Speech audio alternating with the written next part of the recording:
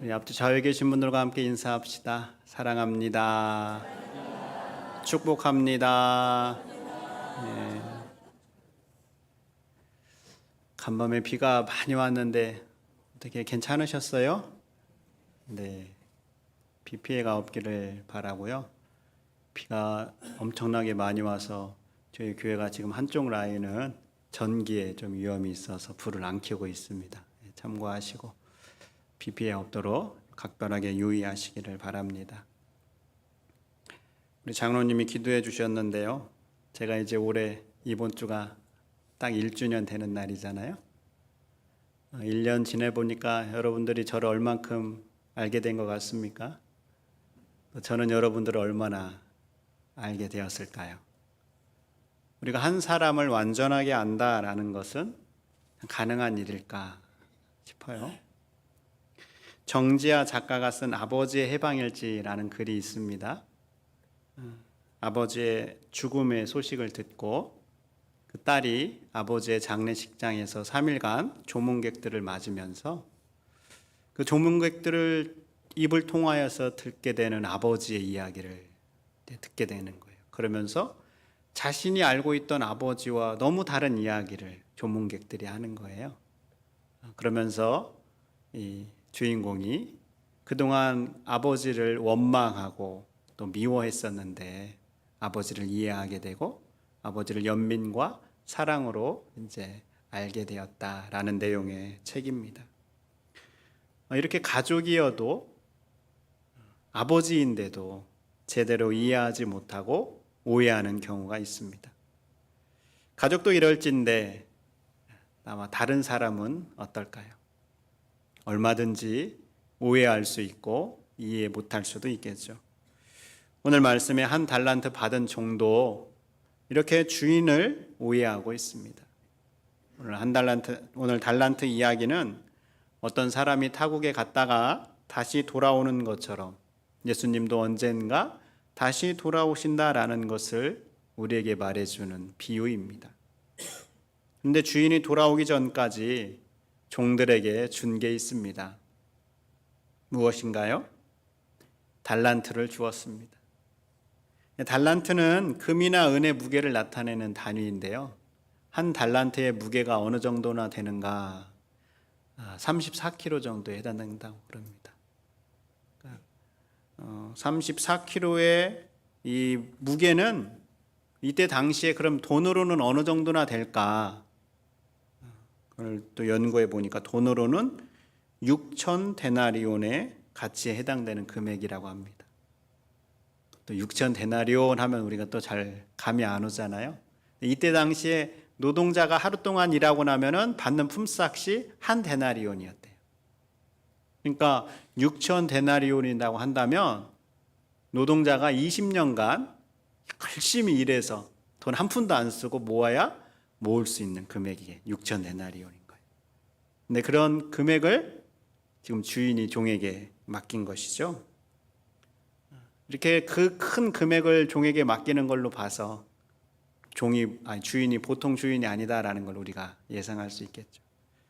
그런데 이 달란트를 주는 기준이 있었습니다. 오늘 15절을 보면 그 시작이 어떻게 되고 있습니까? 각각 그 재능대로라고 말씀하고 있습니다. 그러니까 재능대로라는 것은 능력대로라는 거예요.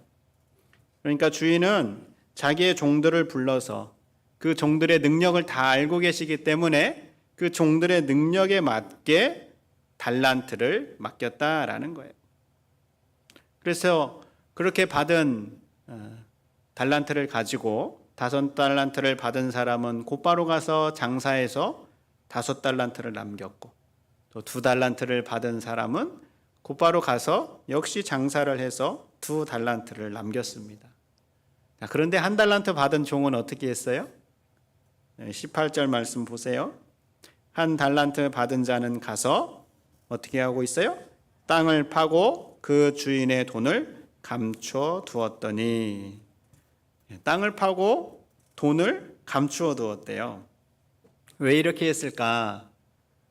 이때 당시 고대 근동 지역에서는 이제 전쟁이 일어나거나 외적의 침투가 일어나는 일들이 있으니까 보물이나 큰 돈 같은 경우에는 집에다가 두면 이제 또 빼앗길 위험이 있잖아요. 그러니까 자기만이 아는 곳에 땅을 파고 거기에 표시를 해놓는 거예요.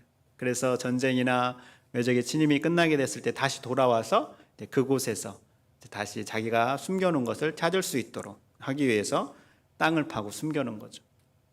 어쨌든 한 달란트 받은 종도 그 달란트를 잃어버릴까 싶어서 땅을 파고 숨겼습니다.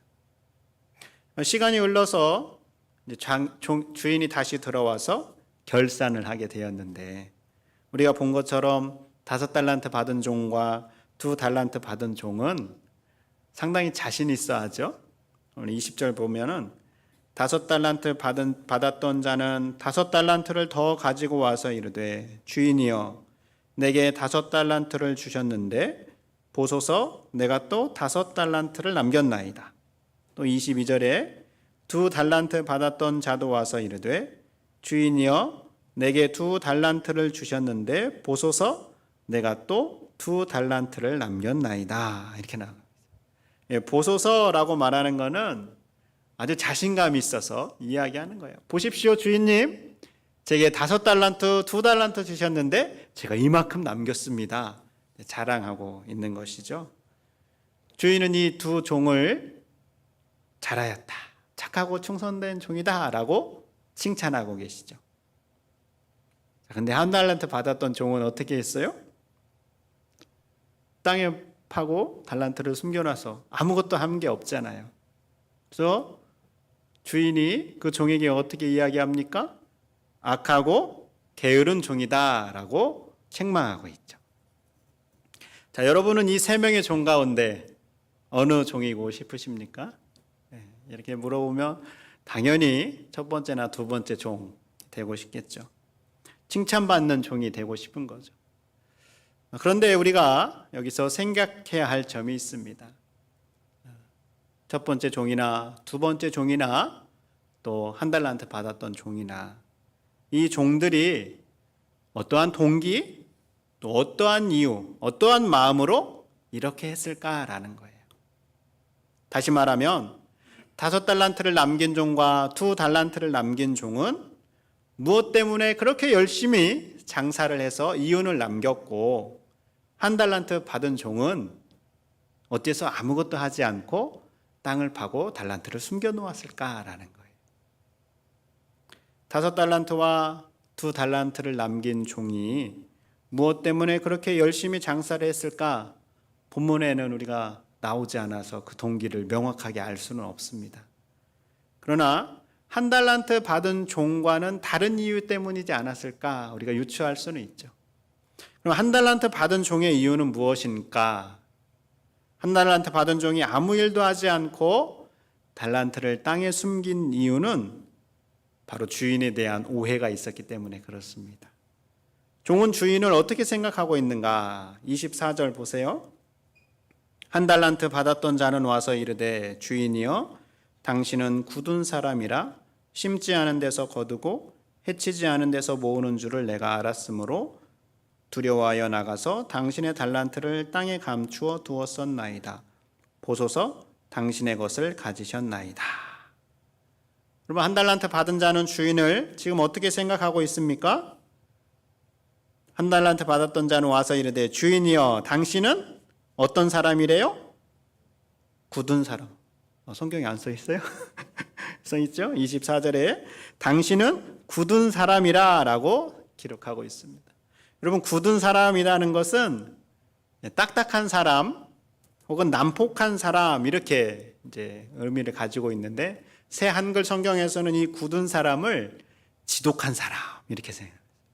우리 지독한 사람 하면은 떠오르는 이미지가 있죠. 인정 없고 이득만 생각하는 아주 지독한 사람이다라고 이 1달란트 받은 종이 생각하고 있었던 거예요. 또 1달란트 받은 종은 주인은 어떻게 생각하고 있는가? 심지 않은 데서 거두고 해치지 않은 데서 모으는 줄을 내가 알았다. 심지 않은 데서 거두고 해치지 않은 데서 모은다라는 것은 땀 흘려 일하지 않고 돈을 벌려고 하는 그러한 사람, 한마디로 불로소득을 원하는 사람이다. 종은 주인을 그렇게 이해하고 있는 거예요. 그래서 그 주인에 대해서 두려워하는 마음으로 아무것도 하지 않고 달란트를 땅에 숨겨두었다라는 거예요. 여러분, 그런데 정말 주인이 그러한 사람입니까? 이어지는 내용에서 보면 주인이 하는 말을 토대로 할 때 주인은 결코 그런 사람이 아니에요. 이것은 종이 주인을 정확하게 알지 못한 데서 생겨난 것입니다. 주인에 대한 오해로 이 종은 돈을 땅에 묻어두었을 뿐만 아니라 그 긴 시간 동안 아무런 일도 하지 않고 게으름을 피우며 시간을 보낸 것이죠. 한 달란트 받은 종이 아무것도 하지 않고 이렇게 시간을 보내게 된 이유는 주인에 대한 오해가 있었기 때문에 그렇습니다. 한 달란트를 받은 종이 주인에 대한 오해하는 것처럼 오늘 우리들도 신앙적으로 오해를 할 때가 있습니다. 어떠한 오해일까? 바로 하나님에 대한 오해입니다. 여러분은 하나님 하면 어떤 게 가장 먼저 떠오르십니까? 하나님 하면 어떠한 느낌이세요? 여러분의 하나님에 대한 생각과 이미지가 어떠한 것인지 알 수 있는 한 가지 질문을 제가 한번 드려볼게요. 한번 생각해 보세요. 먼저 외적으로는 우리가 너무나 얼굴과 옷이 아주 더러워지고 해진 상태예요. 그리고 내적으로는 성경도 제대로 읽지도 못하고 기도도 제대로 못하고 또 예배 생활도 불성실하게 그렇게 생활하고 있어요. 이러한 상황에서 우리가 하나님 앞에 서 있다라고 생각하면 여러분, 하나님께서 여러분들을 어떻게 바라보실 것 같습니까? 칭찬하실 것 같습니까? 아니면 꾸중을 하실 것 같습니까? 아니면 아휴 한심하다 이러한 눈빛으로 바라보시면서 외면하실 것 같습니까? 아니면 그런 나의 모습에도 불구하고 두 팔 벌려서 나를 그저 끌어안아 주실 것 같습니까? 여러분, 우리 하나님은 우리가 어떠한 모습이고 어떠한 상태이든지 간에 그저 우리를 끌어안아 주시는 분이십니다. 어떻게 그렇게 말할 수 있을까요? 누가복음 15장에 집 나간 아들을 기다리는 아버지의 모습이 하나님의 모습이다라고 우리에게 말해주고 있기 때문에 그렇습니다. 여러분, 누가복음 15장에 그 아버지가 어떻게 합니까? 아버지의 재산을 가지고 몽땅 정리해가지고 먼 나라에 가서 허랑방탕하다가 이제 더 이상 어떻게 할 수 없어서 터덜터덜 집으로 돌아오는 그 아들을 그 아버지께서 저 멀리에서 보자마자 두 발로 뛰어나오셔서 두 팔로 그 목을 어긋 맞추고 입을 맞추며 그저 안아주시죠. 바로 이것이 우리를 향한 하나님의 모습입니다. 그런데 우리는 신앙생활을 오래 했어도 우리가 머리로는 이해를 해도요, 우리의 마음과 우리의 이미지로는 그런 하나님에 대해서 받아들이지 못하고 오해할 때가 있습니다. 어째서 그럴까? 하나님에 대한 생각과 이미지가 잘못 형성되었기 때문에 그렇습니다. 하나님에 대한 생각과 이미지는 주로 가정의 부모를 통해서 형성되곤 합니다. 우리의 아버지의 모습을 보면서 하나님의 모습을 연상하는 거죠. 그런데 우리의 부모는 완전하지 못하죠.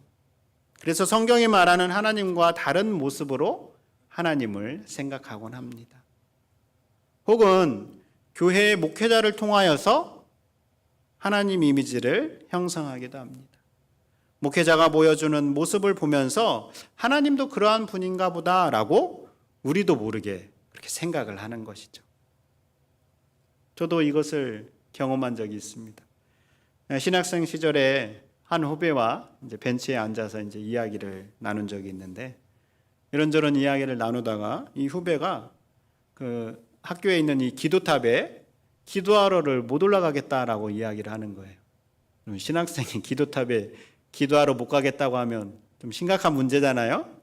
그래서 야, 왜 기도하러 못 가면 어떡하냐. 그래서 이제 이야기를 하는데 하나님에 대한 이미지가 이제 오해가 있어가지고 못 올라간다라는 것을 알게 되었어요. 왜 그러한 오해가 생겼는가?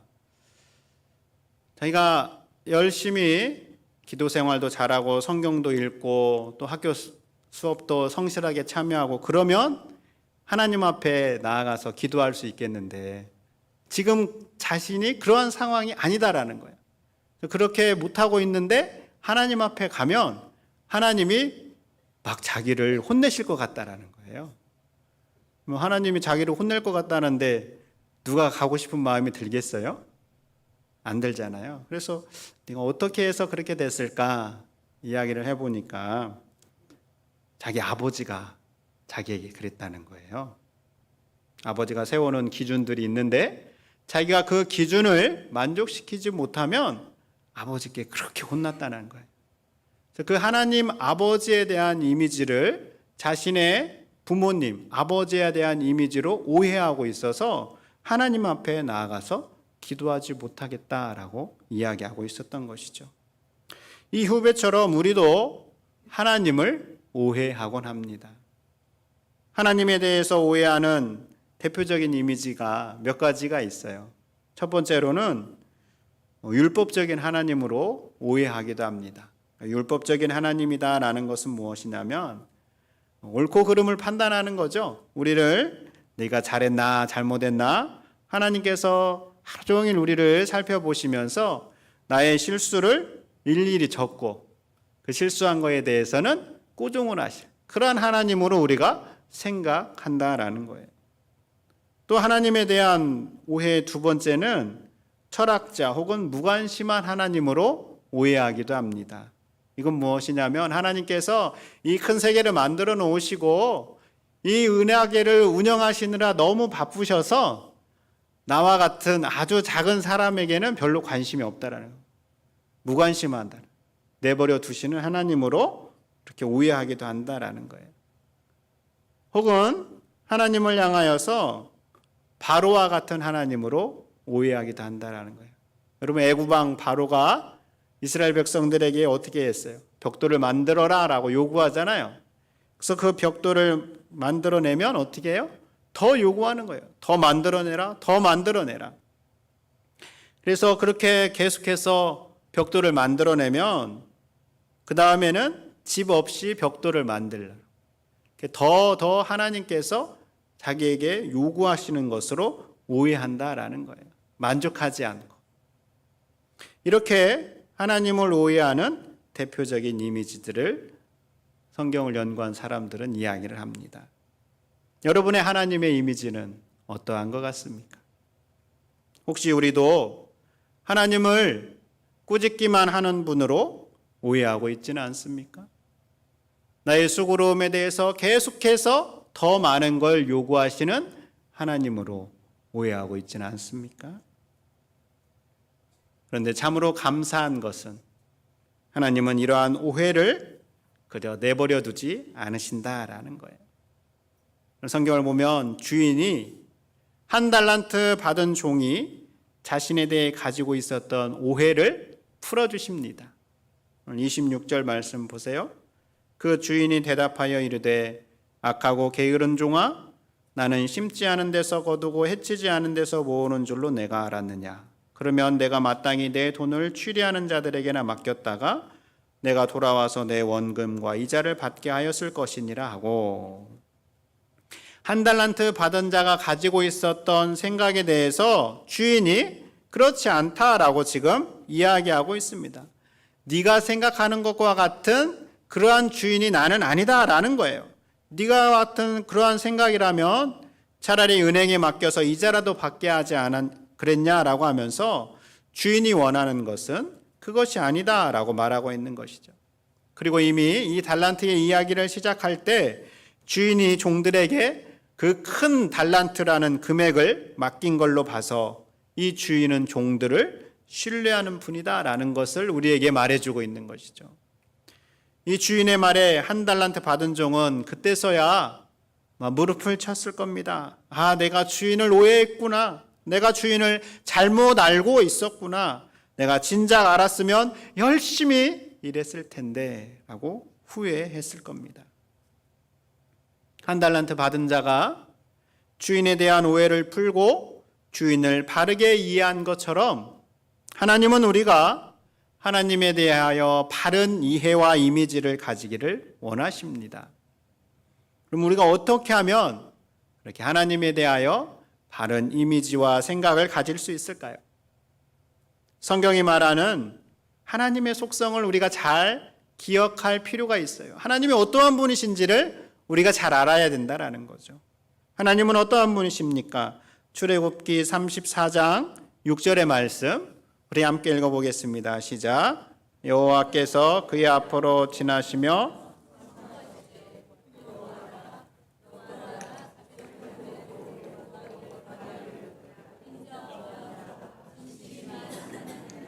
아멘. 느헤미야 9장 17절 후반절 또 함께 읽어보겠습니다. 시작. 그러나 주께서는 용서하시는 하나님이시라. 은혜로우시며 긍휼히 여기시며 더디 노하시며 인자가 풍부하심으로 그들을 버리지 아니하셨나이다. 아멘. 또 시편의 말씀이에요. 시편 86편 15절 그러나 주여 주는 긍휼히 여기시며 은혜를 베푸시며 노하기를 더디하시며 인자와 진실이 풍성하신 하나님이시오니. 아멘. 우리 하나님은 이러한 분이십니다. 자비롭고 은혜로운 분, 인자와 진실이 많은 하나님, 우리가 어떠한 것을 하든지 우리를 용서하시는 하나님, 우리를 향하여서 노하기를 아주 더디하시는 분이십니다. 그리고 이러한 하나님을 우리는 이미 경험했습니다. 어디에서요? 바로 이 십자가에서요. 하나님은 아들을 내어주심으로 이미 우리의 잘못을 용서하시고 우리의 모든 것들을 다 용납하여 주셨습니다. 그래서 이렇게 무한한 사랑과 무한히 우리를 용서하시고 용납하시는 하나님에 대해서 헨리 나우에는 하나님의 이름을 긍휼, 혹은 사랑이다라고 말하기도 합니다. 긍휼은 불쌍히 여기는 거잖아요. 하나님은 우리를 언제나 불쌍히 여기시며 언제나 우리를 사랑하시는 분이시다라는 겁니다. 긍휼이고 사랑이신 하나님이기에 우리는 얼마든지 하나님 앞에 나아가 우리의 모습 그대로 나아가 우리의 모습 그대로를 이야기해도 괜찮습니다. 내게 있는 모든 것들을 그대로 하나님 앞에 하소연해도 괜찮습니다. 우리의 부정적인 감정을 하나님 앞에 쏟아내어도 상관없습니다. 때로는 하나님 앞에 내가 어린아이처럼 어리광 부려도 괜찮습니다. 왜냐하면 하나님은 우리를 무한한 긍휼로 안아주시는 분이시기 때문입니다. 우리가 이런 하나님을 잘 기억할 필요가 있습니다. 이렇게 하나님을 잘 기억하고 그 다음에 어떻게 해야 되는가? 데니스 린이라는 사람이 하나님 이미지를 수정하기 위해서 이런 간단한 방법을 제시합니다. 이거는 나 혼자 하는 게 아니고 공동체가 함께 하는 건데요. 우리가 앞에서 말씀드린 하나님의 사랑을 기억하고 그 하나님의 사랑을 우리가 마음속 깊이 생각하며 느껴보는 겁니다. 은혜의 하나님, 자비의 하나님, 인자와 진실이 풍성한 하나님, 그 하나님을 우리가 마음속 깊이 느껴보는 거예요. 그 사랑에 우리가 푹 잠기는 겁니다. 그렇게 하나님의 사랑에 잠기다 보면 우리의 얼굴에 그 하나님의 사랑으로 인하여서 자연스럽게 미소가 생겨나게 되죠. 이제 그 미소를 옆에 있는 사람에게 보여주라는 거예요. 내가 하나님의 사랑에 잠긴 만큼을 가지고 옆 사람을 바라보라는 거예요. 동시에 그 옆 사람이 나에게 보내는 그 미소를 내가 그대로 받아들여 보라는 겁니다. 이렇게 공동체에서 서로가 서로를 향한 하나님의 사랑의 미소를 가지고 대할 때 하나님 이미지가 수정될 수 있다라는 거예요. 하나님의 사랑을 여러분 얼마만큼 느끼고 경험하고 계십니까? 그 사랑의 강도만큼 미소를 짓고 옆 사람을 한번 바라봐 보십시오.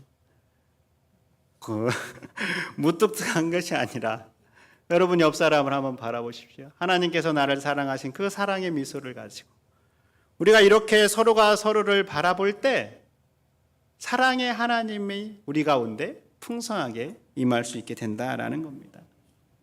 성도 여러분, 한 달란트 받은 종은 주인에 대한 두려움, 주인에 대한 오해로 두려워서 어떠한 일도 하지 않았습니다.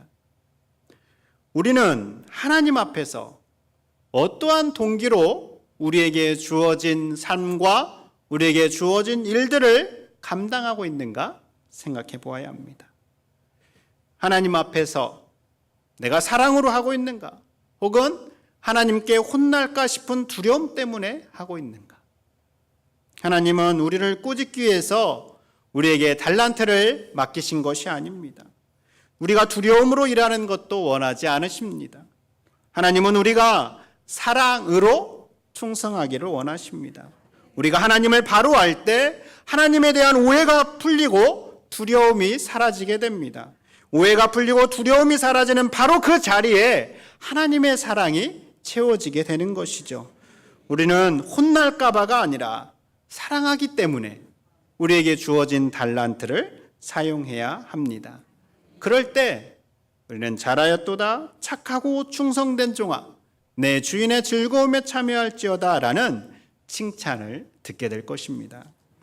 바라기는 하나님에 대한 오해를 풀고 하나님을 향한 사랑으로 충만해져서 우리에게 주신 달란트로 충성되어 일하는 우리가 될 수 있기를 바랍니다. 하나님의 사랑으로 충만해지기를 바라는 마음을 담아서 우리 오랜만에 함께 찬양하기 원하는데요. 나의 사랑, 나의 생명, 나의 예수님, 영원토록 정성 다해 사랑합니다. 우리가 사랑의 고백을 드릴 때 하나님, 하나님의 사랑으로 내 마음을 풍성하게 채워주시옵소서. 우리는 기도의 마음을 담아서 함께 찬양하도록 하겠습니다.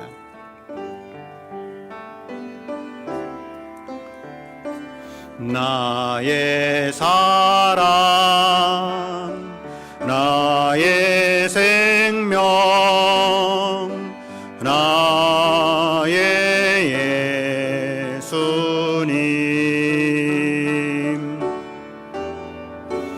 영원토록 정성 다해 사랑합니다.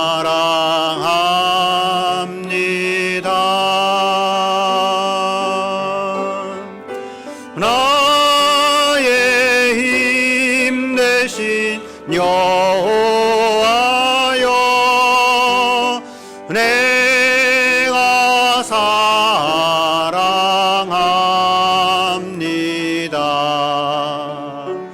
영원토록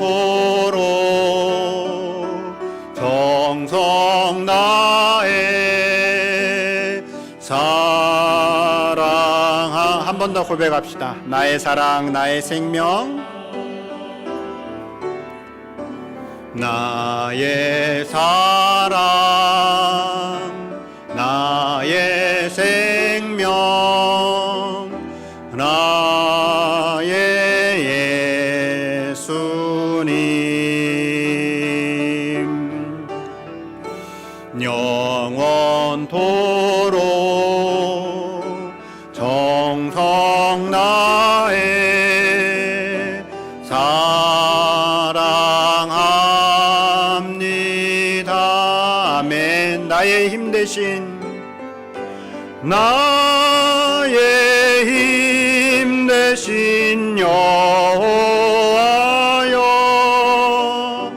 내가 사랑합니다.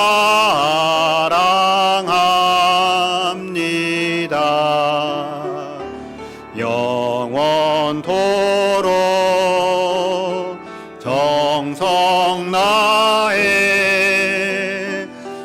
우리의 마음을 다해서 나의 힘 되신 여호와여,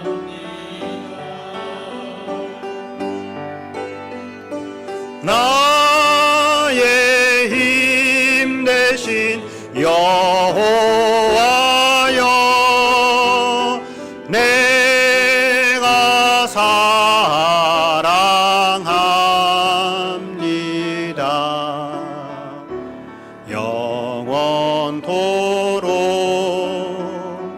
정성 다해 사랑합니다. 여러분, 우리가 이 시간 잠시 1분 정도 가슴에 손을 얹고 나를 사랑하는 하나님의 사랑을 느껴보시기 바랍니다. 사랑의 하나님, 은혜의 하나님, 자비의 하나님, 인자와 진실이 풍성하신 하나님, 내가 어떠한 모습을 하든지 나를 용서하시는 하나님, 여러분의 마음 가운데 어떤 하나님이 다가오시는지 그 하나님을 이 시간 잠시 침묵 가운데 마음 깊이 느껴보도록 하겠습니다. 기도합니다.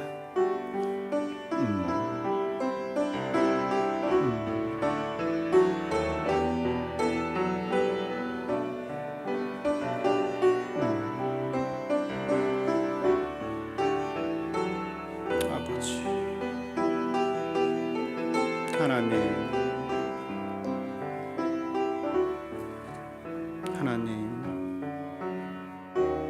하나님,